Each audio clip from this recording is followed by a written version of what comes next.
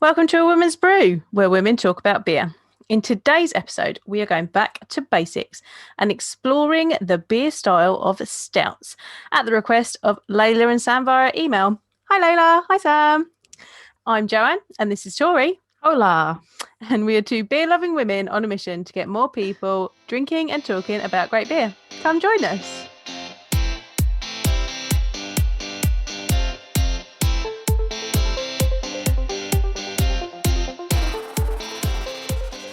So today we are talking about stouts. So probably I think it was before Christmas, wasn't it? We've been incredibly busy and haven't been able to fit it this in. is the first episode of just the two of us in quite a while.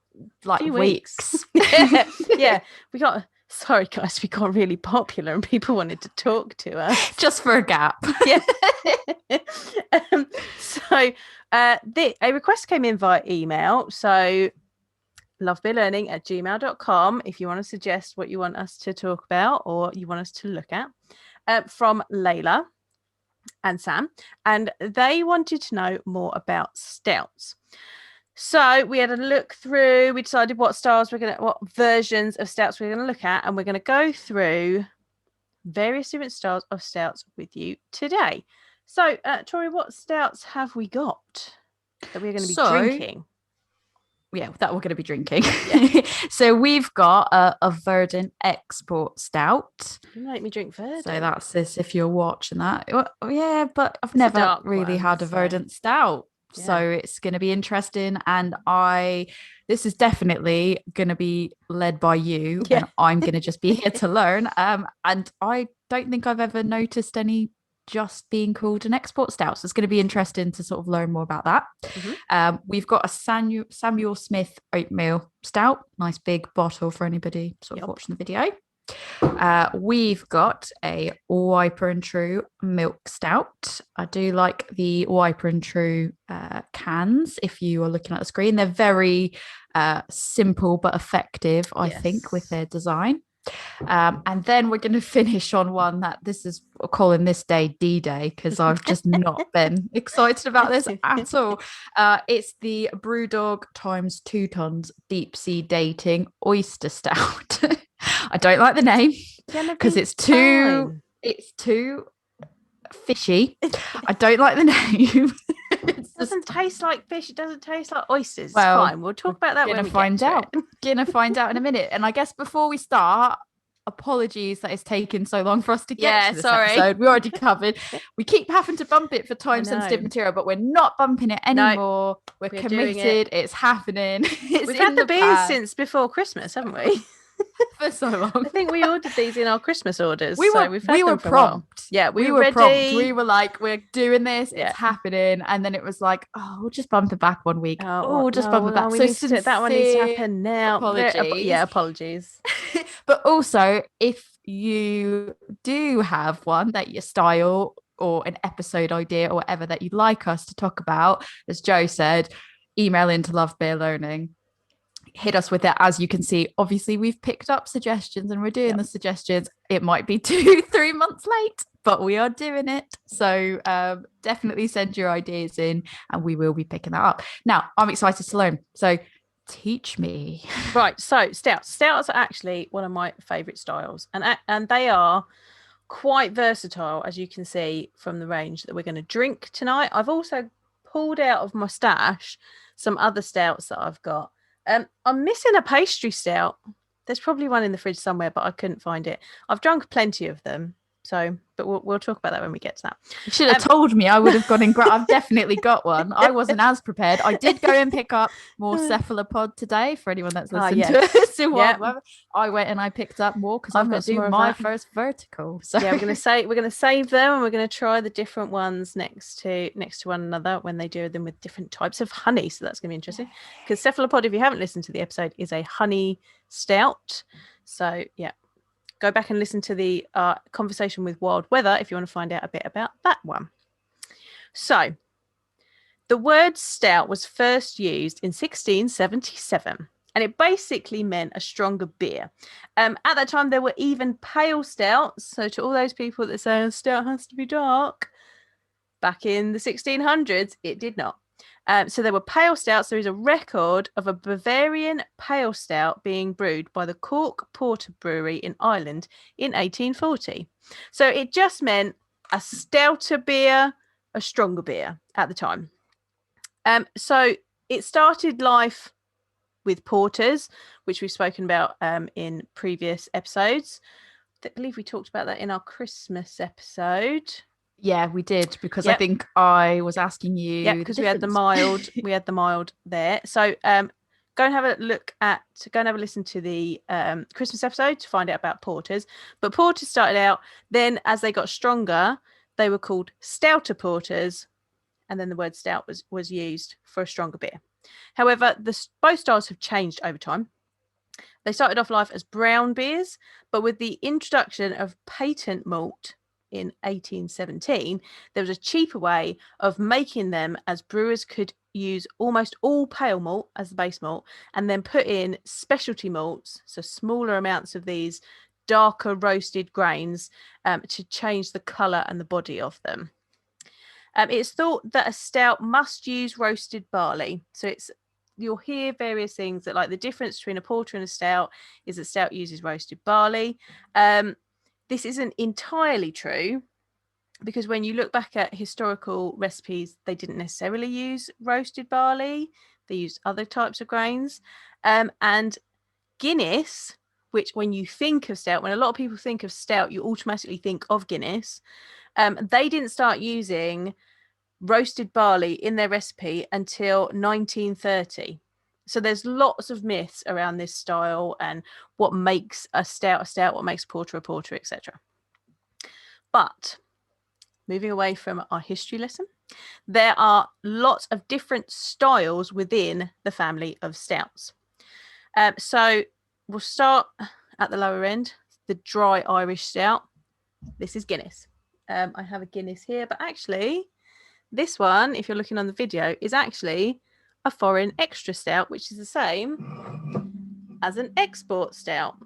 So the story goes that Arthur Guinness took the porter recipe and took it over to Ireland, bumped up the ABV and stuck foreign extra on it, an export stout on it, and that's where foreign extra stout came from. So your dry Irish stout is a 4 to 4.5% beer. It's the lowest alcohol content of the stout varieties, and it is defined by a burnt coffee-like flavour from the roasted barley, assuming they are using roasted barley. It will have a significant bitterness, but no hop character or aroma. Your foreign export stout, or your foreign extra stout, is slightly higher in ABV because they're going to export it. So it's got to go to somewhere else. So it needs to have the higher ABV so it can last the journey. This is generally going to be between 6.3 to 8%. So it sits in the family between a dry Irish stout and an imperial stout that I'll talk about later. As I said, this recipe is said that Arthur Guinness took the porter recipe and turned it into the export stout. And when he bumped up the ABV, he also bumped up the coffee flavour. So you're going to be looking for roasted grain, chocolate, and coffee. So before I go on to the next styles, shall we crack our export stout? All you had to say was chocolate and coffee. And the fact that I'm looking at the back of this, so the Verdant Export Stout is actually called I'm going to call it albino pheasant. That's not how you pronounce it, but I'm going to call it albino pheasant for any US listeners. And 7.7. You got me. I'm into it. I'm looking forward to this. Oh, it's got Columbus hops in it as well. That's I noticed that, but it does say on it, and maybe you could shed some light on this. On the back of the can, it says hot side Columbus. What does it mean when it says hot side? So that means during the brewing process, the point where you boil your wort and you add your hops in, that's the hot side. So they will have added Columbus during the boil, or at least before they cooled it down, because sometimes they get added in the whirlpool as well while they're chilling it, things like that. Right, let's have a look at this. It's definitely a lovely little like nutty brown head to it. Yeah, it has got a lovely creamy brown head on it. It's nice. It's very dark brown. It's very dark brown with a red highlight. It's not quite black. Yeah, I was going to say, when I just held it up to my light right now, I definitely got the red highlight in it. I got that lovely strong coffee aroma as soon as I cracked the can open. Like a roasty coffee. Yeah. Yep. So that is like, we're looking for roasted grain, coffee. And I'm getting malty. Like, I'm definitely getting the malty smell in it as well. But obviously, kind of like when you're sniffing it out of the glass, it's more of the roasty notes and all that. When I'm sniffing it by the can, I'm actually I can get a bit of chocolatey elements to it, but more so from the can than from the actual glass. And I'm not sure why that's so different, but it might be the metallic of the can changing the aroma particles. Yeah, when I swirl and sniff, yeah, I definitely get more roastiness. I think the chocolate is more on the taste. Well, I think that it has a chocolatey smell to it from the can for me. And I don't know if it's because it's in my head and there's something else that's sort of like I'm thinking, ooh, chocolate and coffee. But it's I definitely do get it, but whether that's my brain playing tricks on me, don't know. If you smell it or taste it, it's there. It's there. I get more coffee, but that's me. That's what I pick up from it. I get bitter chocolate in the taste, bitter up front, nuttiness in mine, dark roasted coffee. Yeah, a bit of nuttiness. Yeah, bit of hazelnut maybe. Yeah, I'm getting hazelnutty, and it doesn't hide the ABV as well as I expected it would. It's definitely got like a booziness to the taste. Like there's no alcohol burn per se, but it's boozy. And it's only, she says, air quote, 7.7%. So it's not massive. It's not like, it's not huge. Like if you're thinking on your, dipper and tipper ends, like it's not as much as an imperial stout. But it does. Yeah, you definitely get that alcohol in there. It's got a nice body, bit creamy. Yeah, like I wouldn't say it's massively, like some stouts can be where they're massively like thick mouthfeels. It's not the thickest, but it's not, I would say it's about medium mouthfeel. Like it's not particularly thin. Like I wouldn't go, oh, this is thin. It's definitely there, and I would say it's a nice medium level. Yeah. But it's also, I think it's also got a dry finish. So it's you're getting that very much history from it. That you're getting from the dry Irish, that this is a bumped up version of that dry Irish. You're getting the dry finish on the end of it. But there's a bitter coffee. It goes, for me, it goes like dry, and then immediately after the dryness, there's the bitterness that comes through. It kind of goes like a bit bitter, not in like a bittersweet chocolate way, just a actual bitter way. And then there's a lingering nuttiness for me as well. I quite like it. It's nice. I don't know what I guess because in the way of Guinness, my brain kind of went, oh, how similar to a Guinness is it going to be? And it's not. it's definitely not. I was thinking, is it going to be similar? No, it's not. No, it's I'm more surprised boozy. because it's with Verdant, the fact that they don't do many stouts, I am pleasantly surprised by the quality of this stout, because not that I expect it to be bad, but I didn't know what to expect, because I know what to expect from them when it comes to hoppy and all that. I don't know what to expect about stouts, and I think they've done quite a good job with it. Yes, right. It's a bit hot for me. Bit the alcohol on it's a bit, but it's a higher ABV beer, so. Honestly, 7.7. It's not I like that massive. we sit there going, it's only a 7.7. Only 7.7. Relatively, for an I wouldn't even think twice about it. Yeah, no. I wouldn't even think twice about it, because I'd be like, getting that alcohol in there, so yeah, there you go. So completely. that's your export stout for you there. Move mine out. How would you, like, in your opinion, based on what you've just kind of said an export stout should be and what we just got, how close to it? For me, I would say it was close, but I wouldn't say it's like matching up exactly as maybe the style would dictate per se. I don't know. I think it fits quite well in the box. You've got your roasty grainness. There's a nuttiness to it, but that's maybe that's the choice of grains that they've used. We're definitely getting roasted grain. You're getting chocolate. You're getting coffee. Yeah, I think they're all right. I think if this was being judged, I think someone would say, yeah, you fit into that box, okay. I think for me, it's just because my taste buds are picking up the nuttiness more so. Like I got the coffee and the aroma, but when it came to the taste, I didn't really get that. It was more the nuttiness, and I guess that's probably just the difference in my taste buds. When my taste buds are picking up one type of flavor and not so much the other type of flavor. And I had pizza for dinner not long before we started recording it, so I've fallen into the trap of pizza again. So that could play a part in it. I don't know. Maybe could well do. Right, so our next beer is going to be the Oatmeal Stout. So, uses of oats or oatmeal are put into the beer to add to the body and the flavour of the beer. These are often sweeter than your Irish stout, so we'll have to see how that compares to our Export Stout when we try this one from Samuel Smith's.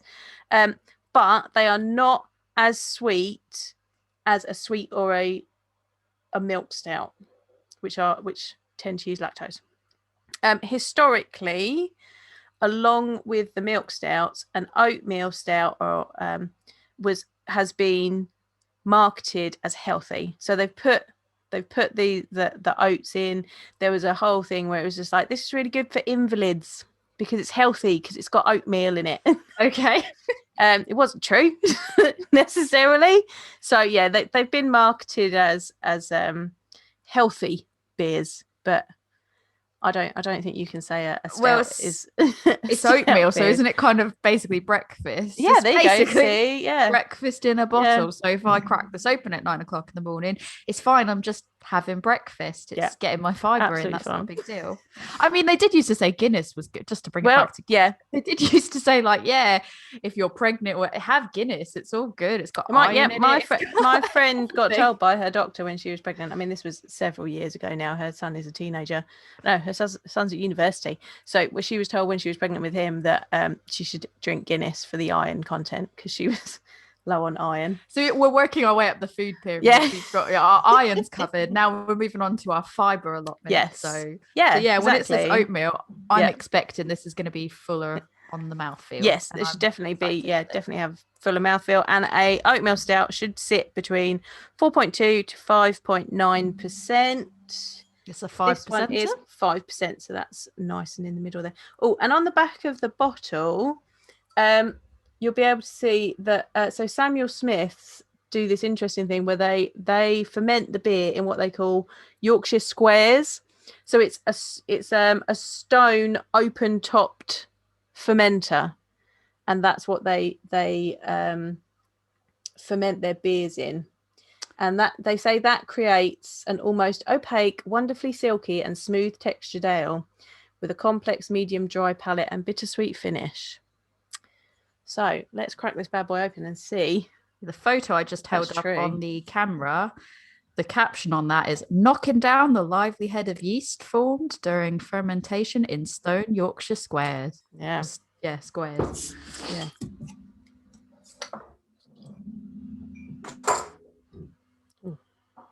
Smells like boozier than it is in the bottle.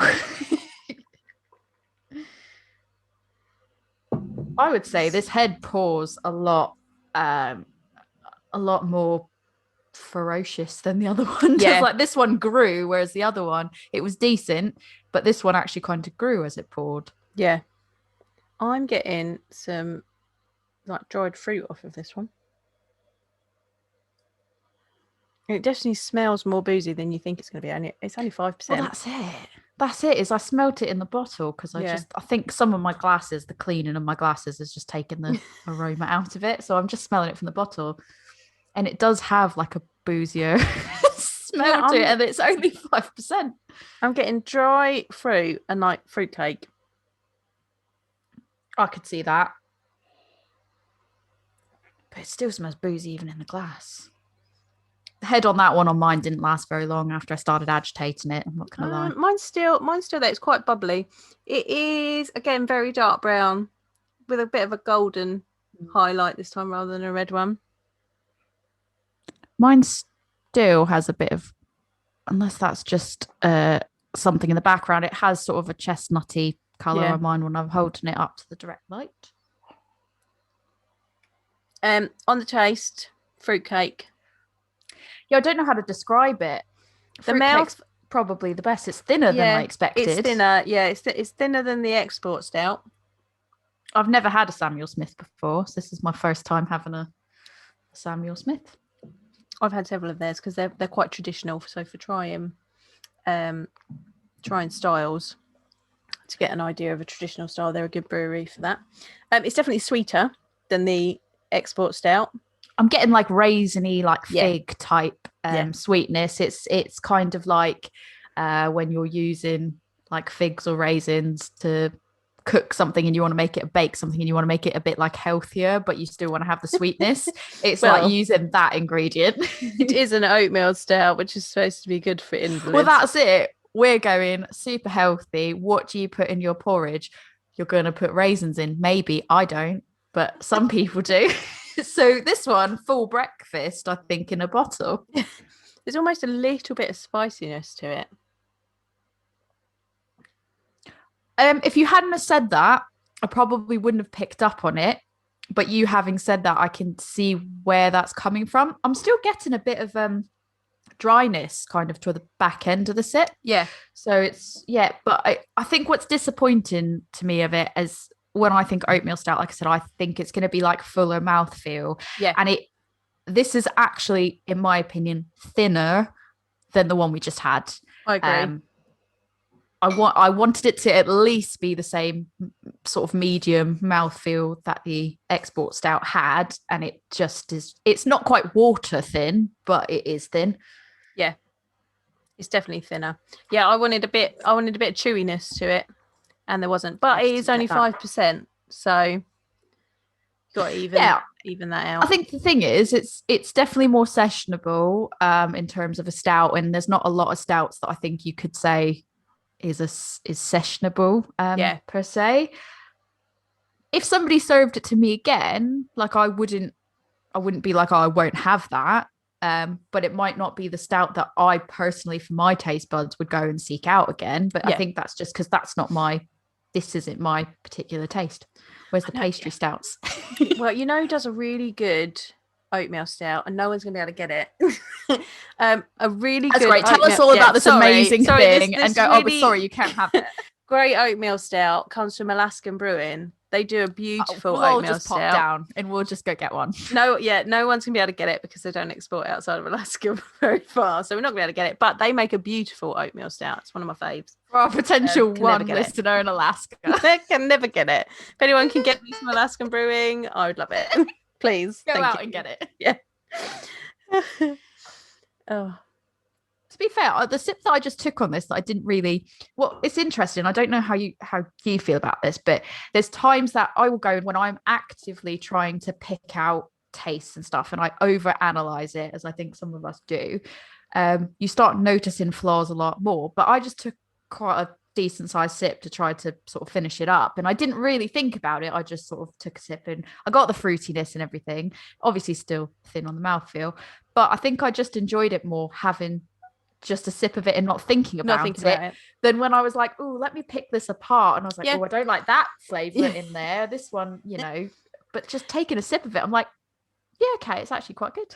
And I think nowadays as well, we're very used to big imperial stouts, big chewy ones, like they're full of malt, so there's you're getting that big thick body because they've put a lot of malt in to add that, and you'll get like they're putting lactose in and they're putting all these different ingredients into it, so you're getting that thick chewy mouthfeel, and that's what, when people think of stout, they think of that now, whereas actually this is probably more what a traditional stout is, and they are thinner. And so if it's a 5%, you're not going to get that massive mouthfeel unless they've put lactose or something in it to build the body.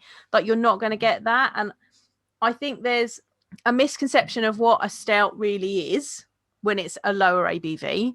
And that's not necessarily a bad thing. Like if you don't, that's fine. If you don't think like, if you don't like it that it's a thinner body, then that's fine. But don't say that a stout is bad when it's a lower ABV because it's got a thinner body. It's going to have a thinner body. That's literally the science of brewing.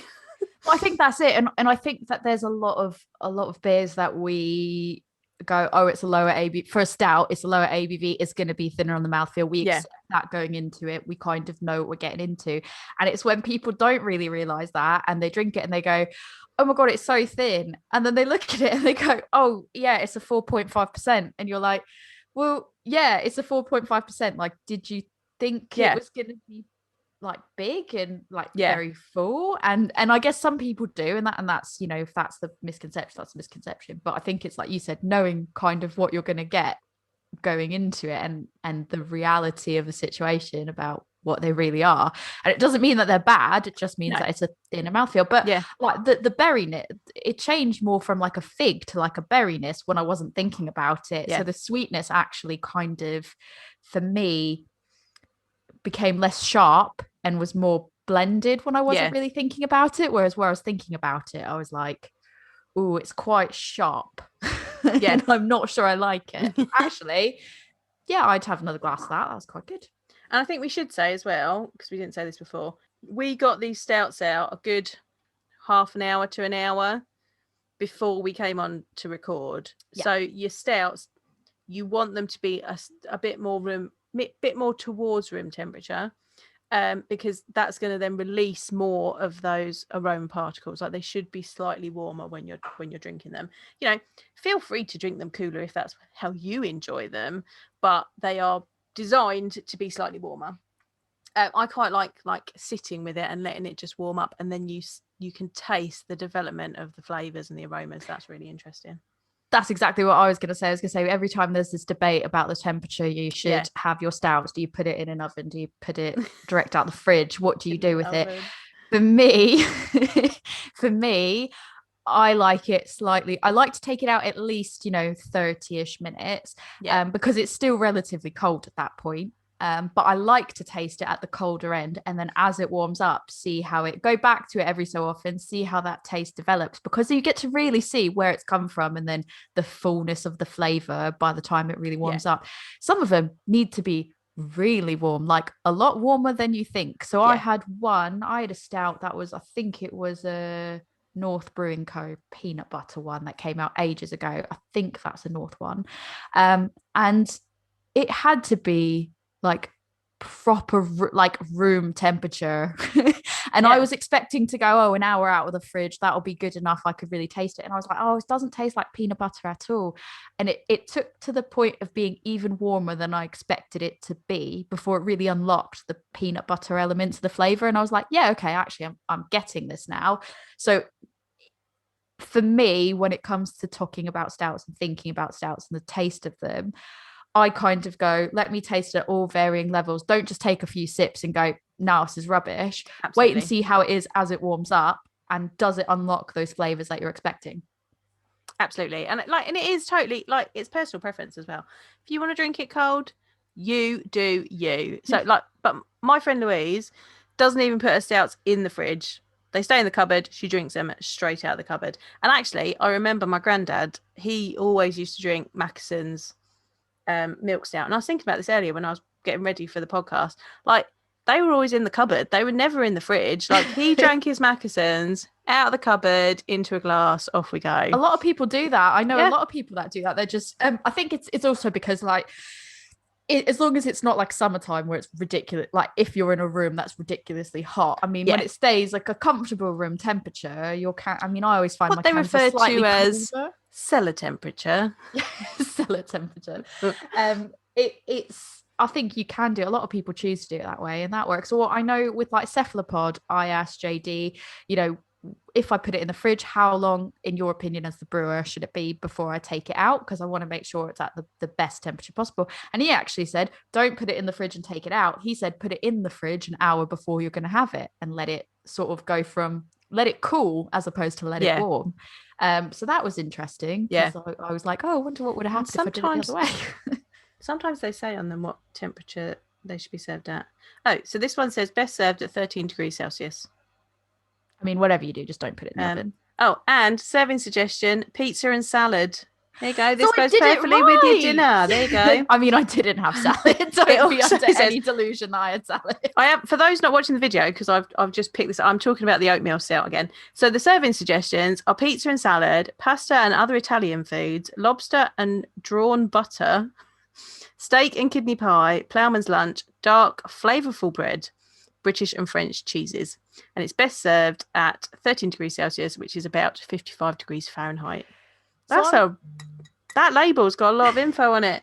I wish all labels had that much info on it. Yeah, right. I would say, lobster aside, I can't comment on lobster. We know my feelings on seafood. But I don't mind lobster, actually. I think what was the second one that you had said? It's pasta. Pasta and other Italian foods. Yeah. The pasta element wouldn't have put this together with pasta. No, I don't think I would have done. Pizza, yeah, okay, I can see that. The cheeses, I can see that. There's a lot of the steak and kidney pie bread. I get that. Lobster, can't comment, not my thing. But the pasta, you said that, and I was like, that's quite interesting, because I definitely wouldn't have thought to put that together. But I suppose you might have a fruity red wine with pasta. You would, yeah. And this is fruity, so... But I just never would go, yeah, let's put them together. But then when you phrase it that way, it's like, okay, I guess I can see that element of it. So interesting. I like that label. That's good. Yeah, that was a lot of info. I like that. Thank you, Samuel Smiths. We enjoyed that. Because they're going to listen and they're going to go, thanks, guys. We're doing great. You never know. They might be. Don't put us down. Slide into our DMs. Yeah. Right, our next stout style that we're going to look at is sweet or milk stouts. So they are lower bitterness than other stouts and higher in sweetness due to the addition of milk sugars or lactose.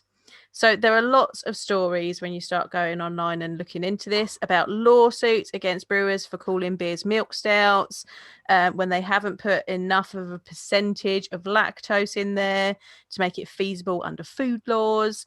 There's quite a famous story that Mackesons, they are one of the people attributed to making some of the first milk stouts, and there are stories that they took legal action against another brewery for calling their beer a milk stout, but it didn't have a proper percentage of lactose or milk sugars in it, so they then weren't allowed to call it a milk stout. So but I'm seeing more and more beers now being called a milk stout, so whether that is factually accurate that you're not allowed to call it a milk stout in the UK is contentious, I believe, because you're seeing more and more things about it. But a milk stout or / a sweet stout should have lactose or milk sugars in it and is a lot more sweet.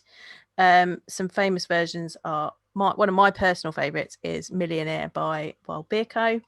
But today we have Wiper and True's version, and as we said before, got this from Left Field Beers, didn't yes. we? And we waited specifically for this one. For this one, because they didn't have it in stock, and then they sent it to us after they got hold of it. So thank you very much for that, Left Field Beers. And as I said with the oatmeal stouts, some brewers put out, not recently, back in the day, they used to put out that there was health benefits of drinking a milk stout, and also there are allegations that it used to be given to children because it had milk in it. I mean, this is double breakfast, because this one it's got naked oats in it. Ooh. Oh. And on top of that, it's got lactose. So it's basically a sexy breakfast. It's basically cereal. This one. Basically cereal. So this one is 5.6% ABV. They should sit between 4 and 6%, so that's ideal. They have a lower bitterness to emphasize the malt flavor and the sweetness, and it will have lactose in it. Yeah, this one's got lactose in it. This one's actually got the IBU on it, and it's saying it's an IBU of 18. Yeah, that's quite low. So it says milk stouts are brewed with sugar from cow's milk to give the beer a sweet, creamy tone. Bristol breweries were once famous for making the best milk stouts around. For our take on the traditional recipe, we've used copious amounts of chocolate malts and laced them with vanilla and cacao to create a milkshake rich, velvety and satisfying dark beer. You know how you feel about cacao, so we'll see how. I am excited about this though, because it sounds like it's going to be nice and sweet as opposed to like bittersweet. I don't mind cacao. It's when it's bittersweet cacao that's really it just doesn't do it for me, because it ends up being too bitter. But what I like about this label as well is it does tell you the hops as well. So it tells you the IBU, it tells you obviously the alcohol, it tells you the malts in it. It tells you the yeast that was used. And also this one, despite the fact that Wiper and True are a Bristol brewery, it does say it's brewed at West Berkshire Brewery. That's interesting, isn't it? Shout out to Berkshire. I like the top of the can as well. It's like a rose gold. It's got a gold top. Very classy. So this one's a bit darker in colour. Got a bit of It smells like a chocolate bar if you're smelling the can. It does smell like creamy milk chocolate. It's got mine's got a low beige head on it. I've got a fairly, you got a decent one. I've got a decent. It's decent. It's not as thick as the other two. Didn't grow like the other ones did, but it does look quite foamy. Ooh, that's nice.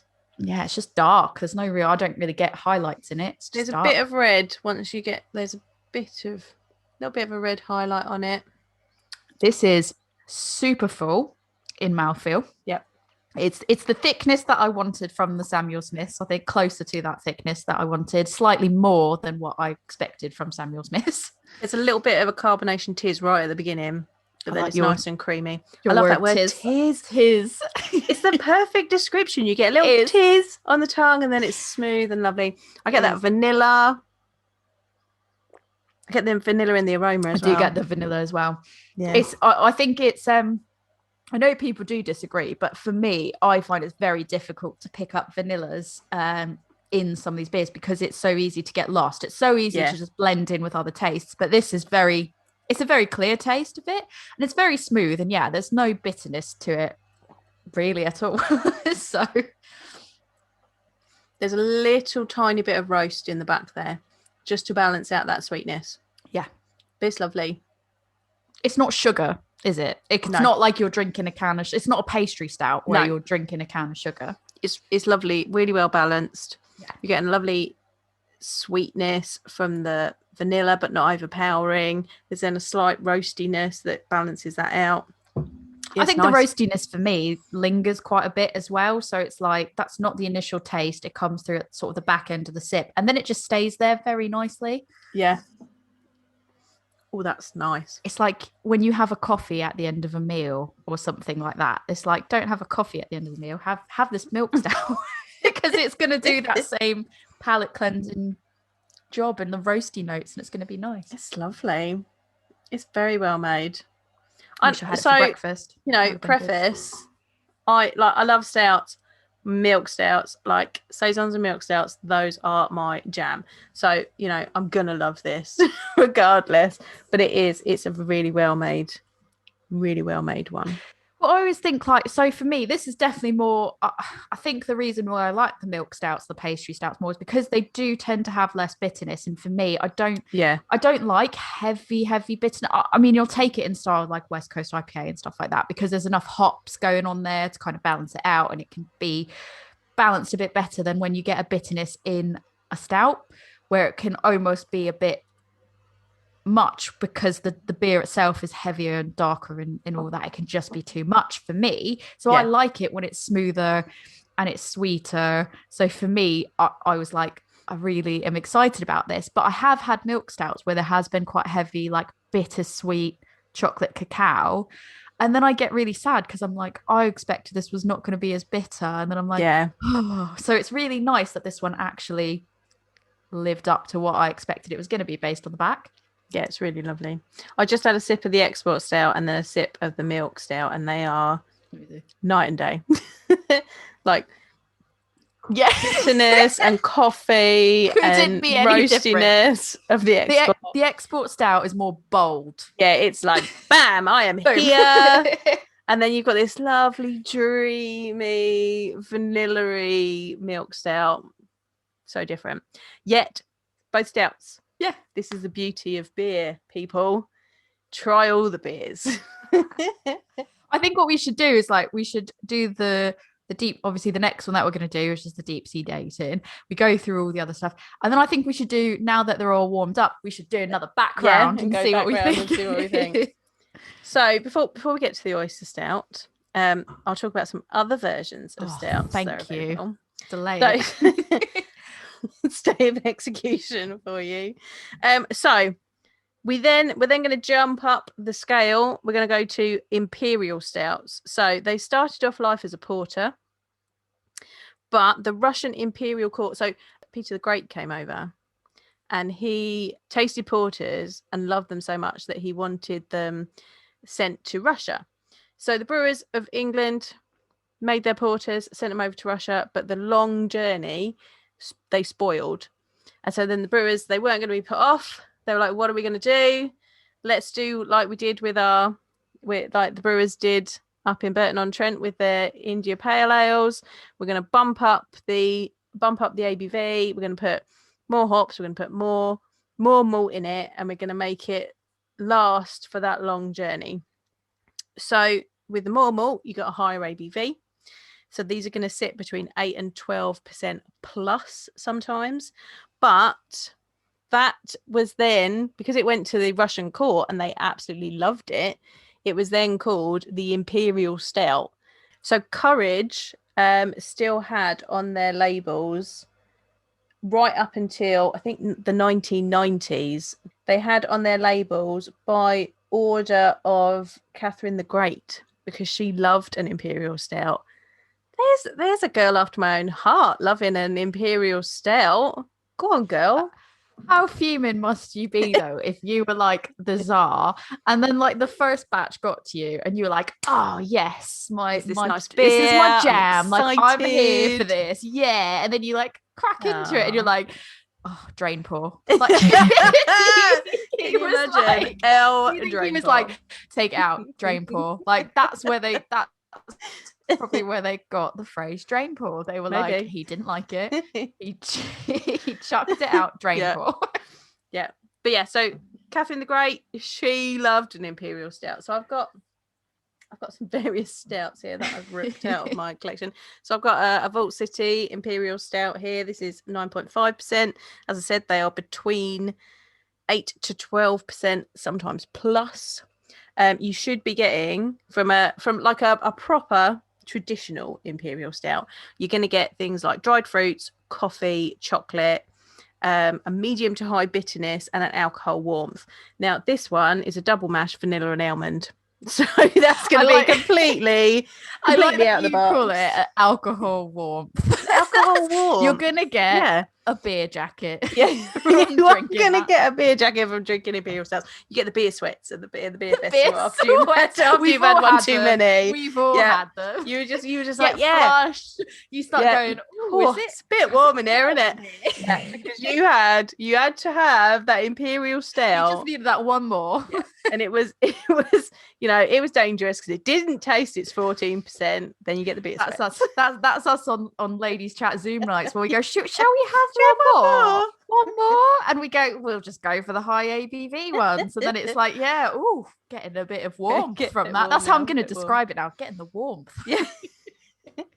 But that's Imperial Stouts for you. So that, and I mean, these are all your traditional little boxes that we're going to put these styles into, but obviously brewing is an art as well as a science, so they are going to play with it and do what they like.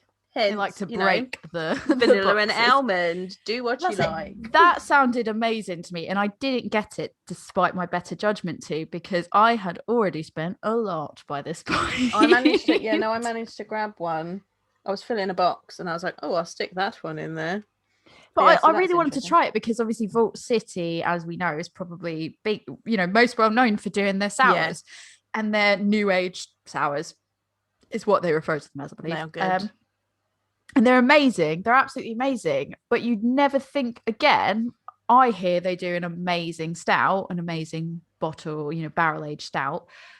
But I've never had one because I just never thought to get, when they come out, and they don't do them that quickly. often. Yeah, they don't do them They that go often. so quickly, and then I don't think to get one, and then by the time I'm like, oh yeah, I actually quite want that, it's gone already. Yeah. And they make such amazing sours that's what gets talked about the most, I think. I might have to crack this one tonight after we finish recording. It's meant to, all those, is it a double mash, did you say? Yeah, it's a double They're mash. meant to be thick with 2 C's. Like that is what those ones are supposed to be. So it'll be interesting to see how you get on with it. I think. What else have I got here? So I haven't got a pastry stout.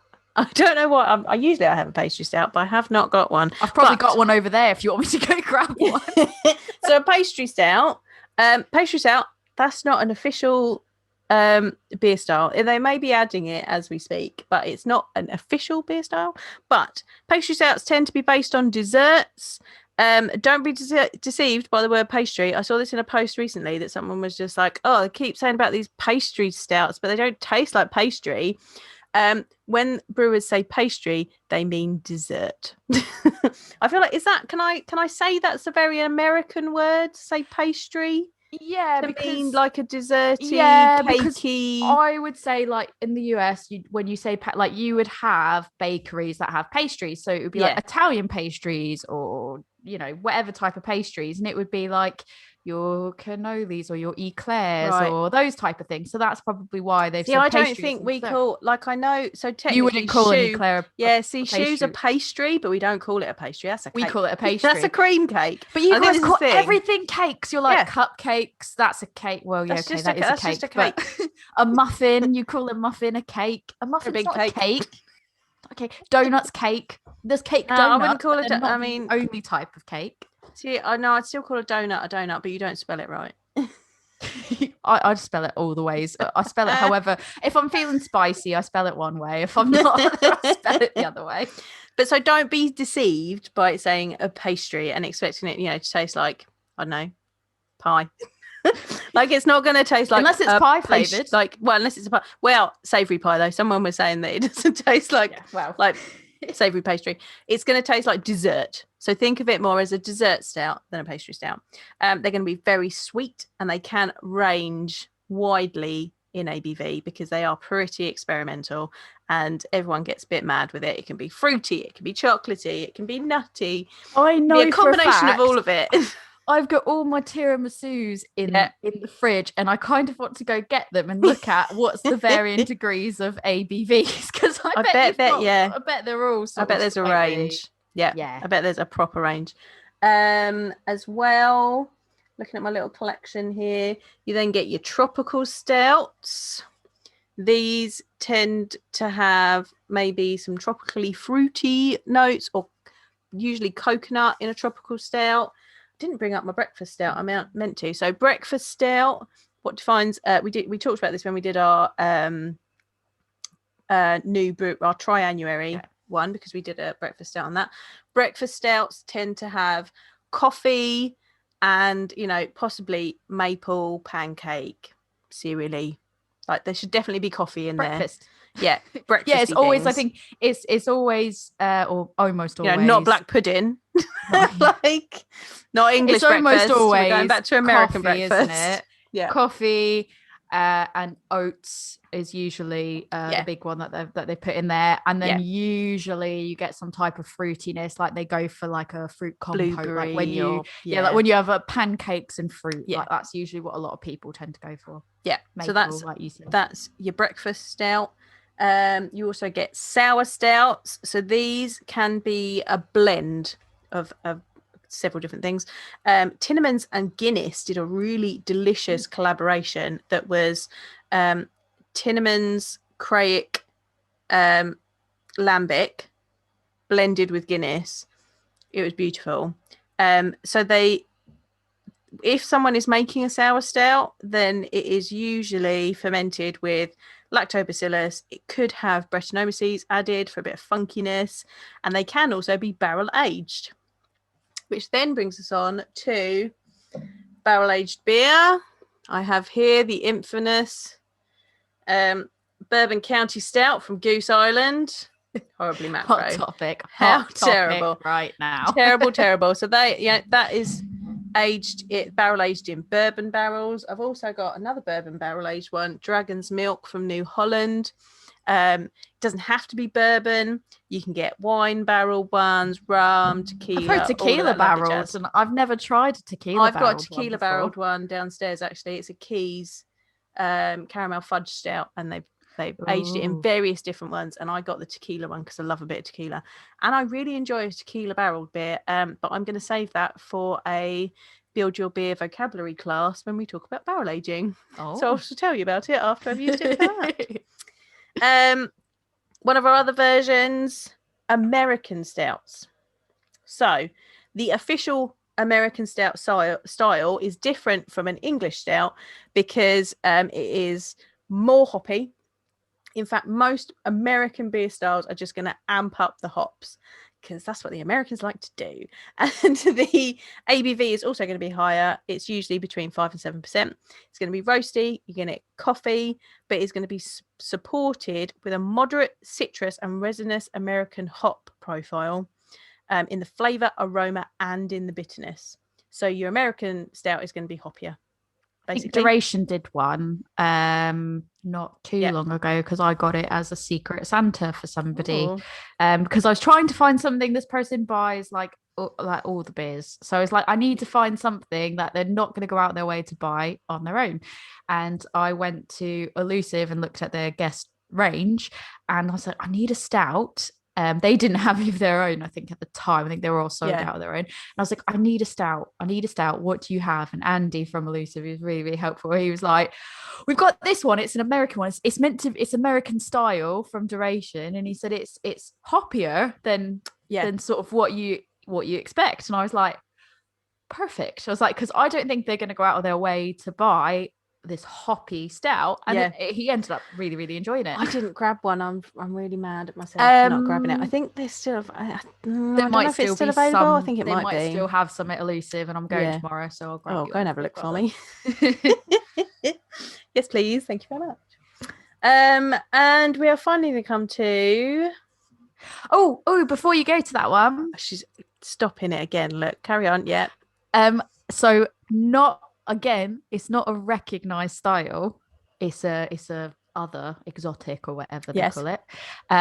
White stout. Oh yes, I didn't say about white stout. I really like white stout. So I like Caribbean chocolate cake. Yeah, white chocolate cake. Make it again this year. Your next year, Caribbean chocolate cake, Siren, please, because I love it. Remake it. It was one of my favorites. It was like drinking white chocolate.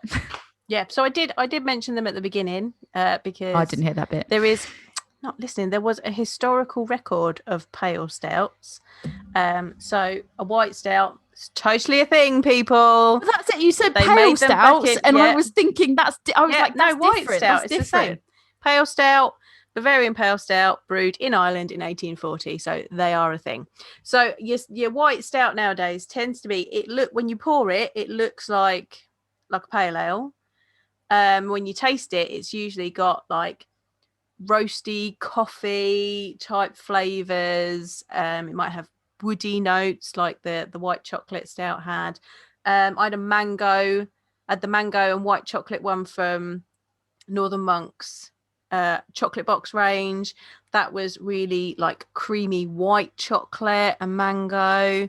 So yeah, they're really interesting.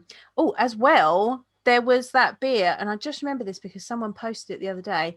Did you see that beer that was brewed by a brewery called Team Toxic? And it was a reverse Guinness. It was different, wasn't it? Yeah. Reverse Guinness. We don't know how they did it, but the body was white and the head was black. They had it in Sittingbourne, and I didn't manage to go get it near me, and I was very sad that I didn't get any. But it sold out in like 30 minutes on draft. I've only just heard about it because of the fact of the Cadbury's situation. Yeah, because it came up because of that, didn't it? Yeah. That's where I saw it. But yeah, I had to. When you said pale, when you said the pales at the beginning, I was listening. Thank you. I was like, obviously, I must have just missed that bit. I must have cut out. Listening, but I was listening. But when you said pales, I didn't connect it. So I assumed it was still slight. I assumed there was still that slight sort of evolution of it, difference in it. But yeah, like the Caribbean white chocolate cake, it was literally like you've melted some white chocolate chips and you've just given that to me to drink. And I was like, oh my God, this is amazing. So yeah, some people, it's very confusing because you look at it and then you taste it and you're like, how is this taste coming out of this coloured beverage? Isn't it? Like it's that mixture of styles. Yeah, but I mean, they don't. The one that I had obviously didn't have that much bitterness or anything. It was definitely more sweet, and it was like just gorgeous. I loved it. Yeah, try a white stout if you haven't. I believe that Cloudwater have just put one out actually. Ooh, oh, now I was just trying to avoid D-Day. Right, now we're on it. Oyster Stout. So they are not necessarily as sinister as they sound. So they have been brewed as a roasty beer that goes really well with oysters. They can be brewed with oysters in them, but not necessarily. Oh, mine is very lively. Mine is as well. Look at that. If you're looking at it on the camera, it is all head. Very little body. These are not the freshest, to be fair. No, to be fair, I think to be transparent, they are past the BBE, aren't they? Oh yeah, I think they probably are. Just barely, to be fair. Only just. But I think that's obviously more of a precaution anyway. But so sometimes the brewer will use crushed up oyster shell in the beer, but a lot of them actually don't have anything to do with oysters. They're just a roasty stout that goes really well with oysters. If you were eating them. Right, I've got a real... I read the back of the can. I have read the back of the can, madam. And can I just say, it says, a marriage of two things we love, craft beer and collaborations, a dry, full-bodied and roasty base. This rich yet quaffable stout is rounded out by the subtle brininess of real oysters. You were like, salt. It's not even real oysters in it. It's fine. It's got oyster shell. No, they put oyster shell in it. They didn't put actual oysters in it. Dead oysters. It smells very bittersweet. It smells like bittersweet chocolate. Yeah, so it's roasty, chocolatey, bitter. So it goes really well with your salty, briny oysters. Not that I've ever eaten oysters because they're gross. To be fair, it doesn't taste like seafood at all. It doesn't taste salty. It doesn't taste like the ocean. Told you. I'll give you that. That's fine. I think there is a slight brininess on the aroma. Yeah. Which might be off. But again, it's the glasses I have to smell it out of the can because my glasses I use like this glass cleaner thing and I think it's given it more of a metallic sort of smell to it. So it's very dark brown, almost black with a bit of a red highlight. It had a very fizzy head that has completely disappeared now. Mine's still there. You've still got yours. Mine's disappeared. It's a little bit there. It's got like I think there's some dark bitter chocolate in there. A little bit of salt. Again, I'm getting a bit of nuttiness, but I'm also getting like a caramelized type taste to it. And I think it's maybe when you say saltiness, it's not like an obvious saltiness. It's kind of like when you take a salted caramel. Yes. But it's lower level of salt to it, if you know what I mean. Absolutely. So it's got that similar, like I could make that connection to salted caramel, but it's not as salty. Yeah. It's quite dry as well. Yeah, I would agree with that. It's got a bit of mine has a bit of nuttiness to it. Yeah. And I like that because I like nuttiness. It's like I don't know if you guys have I say you guys as if I'm not in this country as well. But I've never gone out of my way to look for them, so I don't really know if you have them or not. Turtles? But I know what you mean. Nuts, chocolate, caramel, sometimes a bit of like saltiness to it, depending if it's like salted nuts. So going back to Alaska again, that's where I found out what a turtle was, because they sell them. There's always like chocolate and sweet shops. It's not an animal. No, it's like it's like a chocolate. But why are they called turtles? Do you know? Come on, you're American. You should know why you named these things weird things. Come on. I don't know. Yeah, they're called turtles and they're weird. And it took me ages. So maybe because I'm just gonna guess total guess, I shouldn't have even said I was guessing. I should have just told you, just told face. me. Yeah, I'm not a very good liar, and I'm looking at you on camera, and I'm like, this is going to be an obvious lie. Maybe it's because like the nuts because it's what it is. They look a little bit like it's like sort of a rounded, but it's not a nice round like shape. It's probably that it looks a bit like a turtle shell. Yeah, because in Alaska, especially with the nuts on it, giving texture and all that. Yeah. So you used to be able to, there used to be shops where you could just get chocolate covered Oreos, turtles, and bear claws. And fudge, Alaskan fudge. Alaskan fudge is the best. I used to have to send boxes of it home to my family. So if you're the one listener in Alaska, send us fudge. Send fudge and Alaskan Brew & Co. beer, please. And turtles. and turtles. And tell us why they're called turtles. Yeah, find out why they're called turtles, please, and tell us.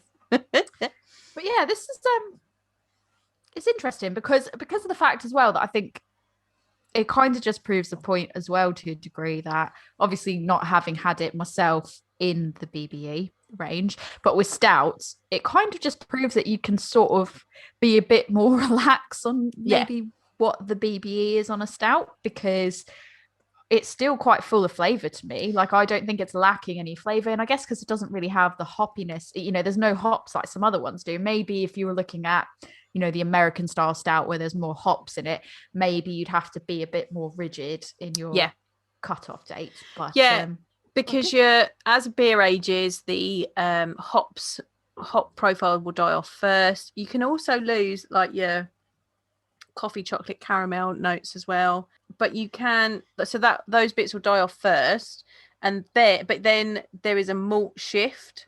So because stouts are more malt heavy, that shift can cover other flavors that you don't want, like wet cardboard and paper and nasty things like that. But they also go but it'll go through, like, it'll go more dried fruit, sherry, those kind of things. But you are looking for those kind of things in multi beers anyway, so it can work quite nicely. So that's why sometimes you want that profile to come forward in the beer, because those are the balance of flavor that you want from that beer. So a stout and a darker beer will age better.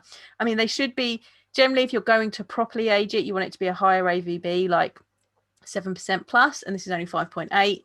But yeah, they will last longer than your hoppy beers. You want to drink your hoppy beers fresh. It is shocking though that you just said it's 5.8, because I know it arguably tastes quite heavily boozy. Yeah. And I'm going to throw in a £5 word here. I think it tastes quite vinous. Is that the word that I'm going for? Vinous. And it's funny as well. It's got that sort of like red wine sort of touch to it, in my opinion. And when I look at it now, when there's not that much sort of left in the glass with the light hitting it, it does kind of have a red wine type tint to it, which is quite interesting. Got a red highlight to it. But sort of around the edges where it looks like it's a really dark red wine. Yeah, definitely. Which is interesting. But yeah, it's Oyster Stouts are not as bad as you thought. Yeah, it's not that bad. It's all right. I'll give you that. But now I'm curious. Hold on. This one being a 5.8 and this one being a 7.7. Hold on. That's a good point. Yeah. This is quite boozy tasting. Yeah.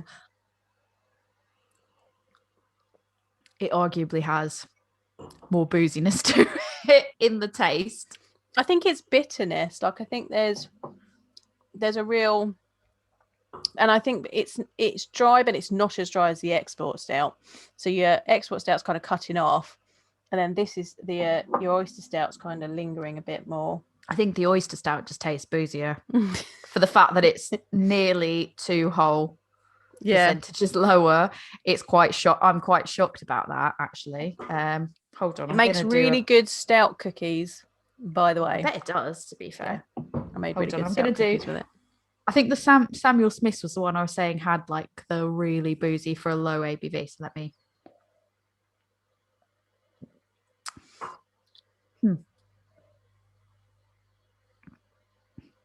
Yeah, honestly, the deep sea dating really has like a wine-like quality to it for me, and really comes through quite boozy in the taste. And it's so funny, the fact that it's a 5.8. Like, it tastes like wine almost.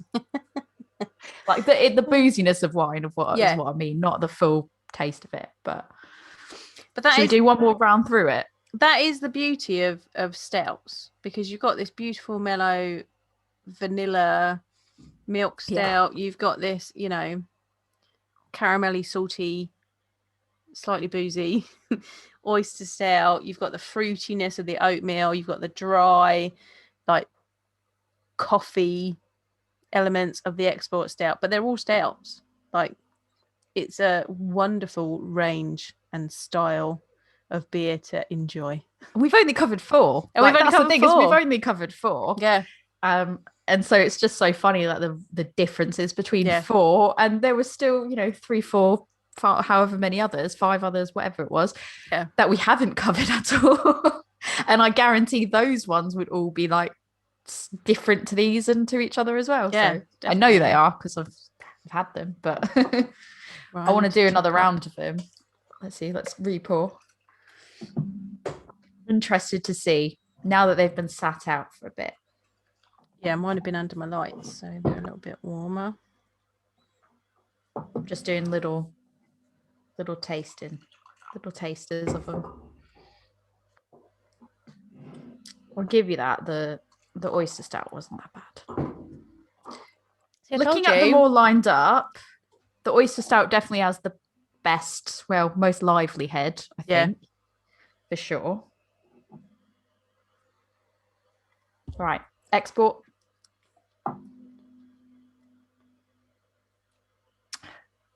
It's increased in nuttiness for me. And I mean, the roastiness is definitely there, but the nuttiness is really quite strong as well. And the bitterness is a lot heavier.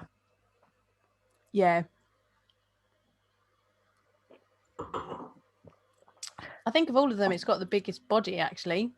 Even the milk stout. Like, the milk stout is creamy, but some of that's coming from the vanilla. Like, thickness in mouthfeel, the export one's got the most body. Yeah. But I think the bitterness for me, it's good. It's really good. It's really well done. But for me, the bitterness is why I wouldn't necessarily go and drink these all the time, because it's just too bitter for what I like. And I don't necessarily want a pint of all of them either. I think this was perfect amount. Yeah, I want a nice little snifter of it. Like, it's a bit like brandy. Like, I just want to sit and enjoy it and have a little bit of it. Samuel Smith's. Again, I'm just gutted that it's as thin as it is. Yeah, it could do with a bit more body, but it's very fruity. It's definitely like it's more red berry now for me that it's been sitting out. Yeah, I get raisin and currant. Maybe it's currant, kind of, that's in my head a bit. But I sort kind of towards the back end of it gets a bit like red berry-ish. Yeah, just weird. But right, Wiper and True, let's go. We're doing the marathon now. Oh, it's just so beautiful. It's just so good. It's just so good. It's so vanilla. The vanilla's still there. It's good. I'm getting a bit of the nuttiness, and it's just gorgeous. It's like a marshmallow roasty hug. It's like a roasted marshmallow hug. That's what it is. You know how on our sustainability episode you said like the cows, they dance when they get the this is the one that makes me do the little. The cows are happy, do their happy stout dance. I do my happy stout dance. It was Milk Stout as well that they got it from as well. Yeah, there we go. Milk Stout makes people just do a happy little cow dance. A little dance. Now, deep sea dating. Let's go.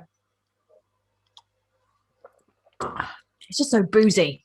It really is, considering it's only 5.8. It's really becoming quite red wine. I think it's the age of it, Well, when you said like when you age the sort of less hoppy ones, they get more like sherry notes and stuff like that. Like that, when you said that, I was like, that's exactly what this tastes like. Yeah. Yeah. So it's definitely got vinous notes to it. Good word. Favorite and least favorite. Favorite is the Milk Stout. Obs. I think the least favorite is the Export Stout. Like, it's okay. But if I'm if that's what I had, like if it was on at the bar and I had some of it, I'd have been like, yeah, that's all right. But the Milk Stout is just Beautiful. Beautiful. Yeah. I would agree. Favorite for me also is definitely the Milk Stout because it just makes me do like my happy dance. I'm happy. And then, like I said at the beginning, the label. I mean, it's quite simple. It's just like it's a rocket ship. I find though, this conversation we always have about what a beer label tells you about the beer. I mean, it tells me nothing. No, this is the thing. I find that I don't buy Wiper and True beers because the label doesn't tell me about what's in the can. Yeah, but every time I've had one, because this is not my first one. Every time I have one, they're good. It's really good. They're amazing, and I love it because I love the fact that it's got that gold top to the can. I love the fact that it's very it's simplistic in the label, but it looks for me extravagant. Like that to me says like extravagant, opulent. Yeah, like that's what that says to me. I do think of Wiper and True as a extravagant brand, like in the best possible way. However, I've just seen that they're doing mixed fermentation beers, but the can looks like the Milk Stout can to me. Like obviously it's different, but just first glance, I'm like, which of their beers is it? And that it just doesn't speak to me. But that's therefore it doesn't go in my basket. I think it's the fact that all the labels have the same overall sort of layout where they've got their name big at the top, a design that's gold on the can, and it doesn't really tell you, like, you don't look at that and go, that rocket ship is a Milk Stout. Like, you don't really think that. You just look at it and go, that's a really classy, elegant looking design, but you don't know what you're getting from it. Like, you don't look at that and go, that's going to be, it could be really good. It could be not so great. You go, it looks high end, but it doesn't speak to me in the same way other labels do. So you sort of might pass it by, but it is really nice. And I've yet to have a bad beer from Wiper and True when I've had them. Exactly. It's like BB&O. You just go, oh, I could put that in, and you put it in your preliminary basket, and then you go. But they're a brilliant brewery. Like I'm missing out because my, your own bias, right? Yeah, my own label bias is saying don't buy that. Unconscious label bias. I have unconscious label bias, but I see something like this from this tropical stout from Wildcard, and I'm just like, that looks super fun. I'm going to buy that. I mean, I want to drink pink flamingos coming out of a heart. But that says amazing. Tropical to me. Yep, it's got a little. Definitely says tropical. Got a little to me. tropical drink on it. Like that says to me, that's going to be tropical. So I'm going to be like, you're talking to the person. You're talking to the person that bought Pomona Island such intense dance vibes because of the fact that I loved the name.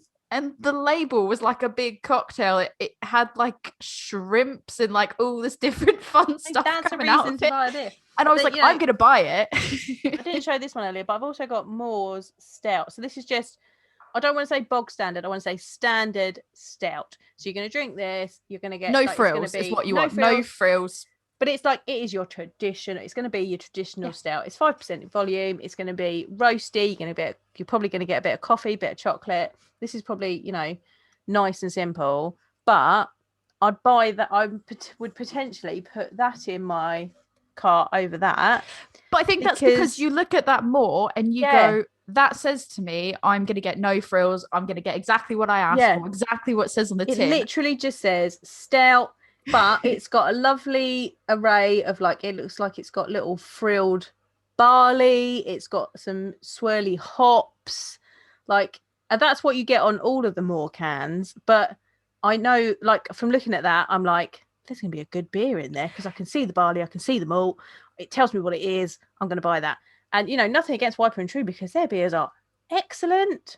But your can art does not speak to me. I mean, it speaks to me, but it doesn't speak to me in the sense I would buy that can, not because I was looking for a Milk Stout.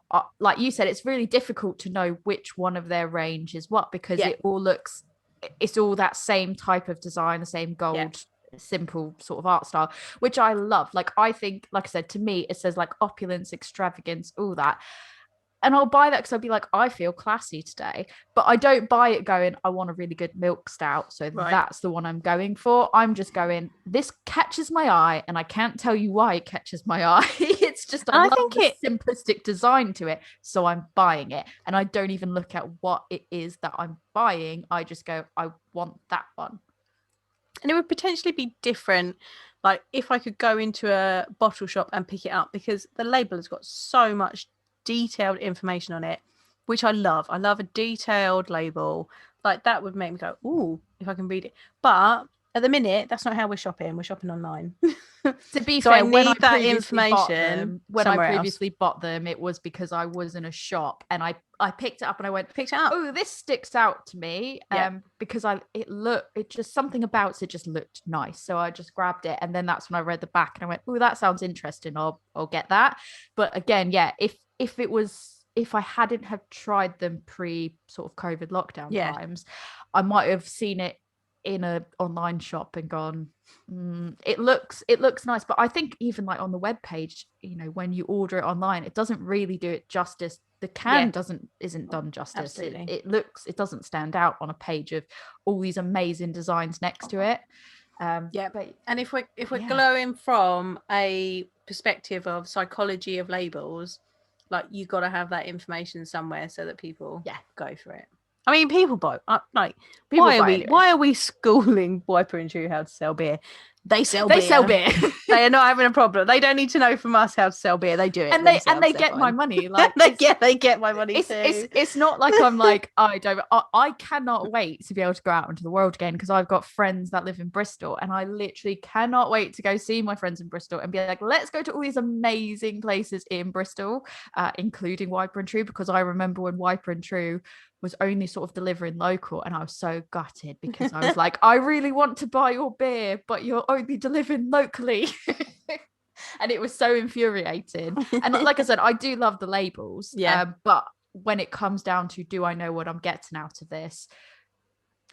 Not so much, because it could be any style in that can, and I just buy it because I like the label, as opposed to going, I want a really good milk stout. But that Moors one, I think that's the thing, is you look at that, and to me it says traditional, no frills, but good. Like you can solid. Tell that you're going to get a solid traditional stout. Right, now that we've done a whole bit on the psychology of beer labeling, which is not what this episode was about. No, it wasn't. It was about stouts. And I didn't even get to say my least favorite. My least favorite was Samuel Smith's. See, I think for me it was my least favorite because it didn't was my sorry, Verdant, you're still not in my top list. I think for me, just to justify it, Samuel Smith's was my least favorite because of the fact that I was expecting one thing and got another. I was expecting a bit more mouthfeel to it. I didn't get that, and I like a fuller stout as opposed to a thinner stout. So for me, I was like, I don't mind the bitterness as much in the Verdant, even though I said I'm not massively big on that, but it had more of a punch to it. So that's why I was like, I prefer that. Yeah, and it's the higher ABV. I think my order is Wiper and True, Deep Sea Dating, Sam Smith's, and Verdant. I'd go Wiper and True, Verdant, Deep Sea Dating, Samuel Smith's. Oh, look at that. That's fine. More Samuel Smith's for me. More Deep Sea Dating for you. You can have it all. I will have it wasn't bad. It genuinely wasn't. It genuinely was not the way I thought it was going to be. But I think I'm going to get you so down here, Whitstable Brewing Co. do an oyster stout, and it's very traditional because it's like, you get oysters in Whitstable. It's a lovely stout. I'm going to get you one and send it to you. It's that revenge for the fact that I said it. Yeah. Or I'm going to get one and you're going to have to come here and try it when we're allowed. There we go. I'll do that, because then if I don't like it, I can go. I can drink it. I will drink all the stouts. Give me all the stouts. Just to say, the reason why Deep Sea Dating was lower down than the Verdant for me, I think, is just because I'm not massively big on red wine. I like red wine, but I'm very specific with the red wine that I do like. I don't like red wine at all, but I like red wine notes in beer. See, I'm really iffy just about red wine in general. Like, there's certain ones that I definitely like, certain ones I don't like at all. And this has given me sort of the taste of the type that I don't necessarily like as much. So I think maybe I'm associating it with that. And that's why I'm like not enjoying it as much. And I think it's just, for me, the booziness is too much that it takes away from it. But then again, maybe if it was a bit fresher, I might change my mind. I don't know. But it's not, I will give it to you, I'll admit, it's not as bad as I thought it was going to be. It doesn't taste like the ocean. So see, told you didn't. And it's not my least favorite, so it's fine. Perfect. All right, so that is our episode for you on stouts. I hope that covered labels and the psychology of beer labeling. I hope that answered all your questions. If you have any more questions about stout, feel free to get hold of us at lovebeerlearning@gmail.com or hit either of us up on our socials. Tori, if they want to ask you questions about stouts and why you don't like oyster stouts, where can they get hold of you? Well, if they want to ask questions about stouts, I will redirect them promptly to you. If they want to know my opinion on stouts, which, you've done this to yourself. You can find me on Instagram at adventures_in_optimism. And if I were to redirect them to you, Joanne, with all their actual proper questions, not just drivel, where can they find you? If you want to talk to me personally, I am a woman's brew on Facebook, Instagram and Twitter. You can find my beer school, where if you want to learn about different beer styles every month, we do this in the Beer Tent Society, which is my beer membership. What's the next one that's coming up? We're doing Czech Premium Lager or Czech Pilsner. So I decided to throw a lager in because we're all terrible craft beer people and don't drink lagers. So I've chucked in one of my favourites, which is a Czech Pilsner. I was just putting together the history lecture and the style guideline video today, so that is available. Previously we have looked at imperial stouts, best bitters, saisons. If you joined the Beer Tent, you would be able to get all of that in back issues available to watch the videos of what we've talked about, and you get you get this podcast, A Woman's Brew, early, a whole day early to everybody else. So if you want to talk to me about that, I am at Love Beer Learning on Facebook, Instagram, and Twitter. I'm also on the TikTokies. I'm also on Pinterest. Please come out and check my website, which is lovebeerlearning.co.uk, and you can email me lovebeerlearning@gmail.com. That's for the podcast as well. Actually, my blog is about to have an in-depth article about oatmeal stouts, so keep an eye out for that as well. I liked your latest TikToky. It's about coffee. About coffee. I saw that one had to do it. So if you're intrigued about my TikToky about coffee, check me out on the TikTokies or on Instagram, because I put them on there as reels as well. Come and have a look. Love Beer Learning. I've been trying on the TikTokies. Yeah, you're doing the TikTokies as well. I've tried just because I've got. You need to do the coffee one. You definitely need to do that one. Coffee one. But it speaks to me on levels. But I've tried to do it, and I will say I just can't. I can't put in the effort that Joanne puts in amazing effort. I'm like, So the coffee one, I'd seen it when I was having a quick scroll one day, and I was like, oh, that's a good one. Someone had done it with a hard coffee, because there's hard coffees coming out in America now. And I was like, oh, of course there is. And I was like, oh, I should try and do that one day. And then last night, I had a class for Build Your Beer Vocabulary, which is one of my courses. Come and check it out for the next round. And I was finishing off with a lovely espresso stout from Good Brewing in Cornwall. And I'd taken my pictures up here, and I was walking out, and I was like, oh, this is the perfect beer for that coffee TikTok. So I sat here and did a TikTok about coffee beer. Honestly, as you do on a Thursday night. I did a TikTok, and then Joanne executed the same song, and she did it twice the effort, way better than I've done it. Made my husband video me walking through the door. Brilliant. But go check out her TikTokies, because I'm not even going to bother plugging mine, because doesn't even matter. No, you can. Go see Joanne. Go find her. They're good as well. Not going to do it. On that note, let's go finish the rest of these beers. Cheers.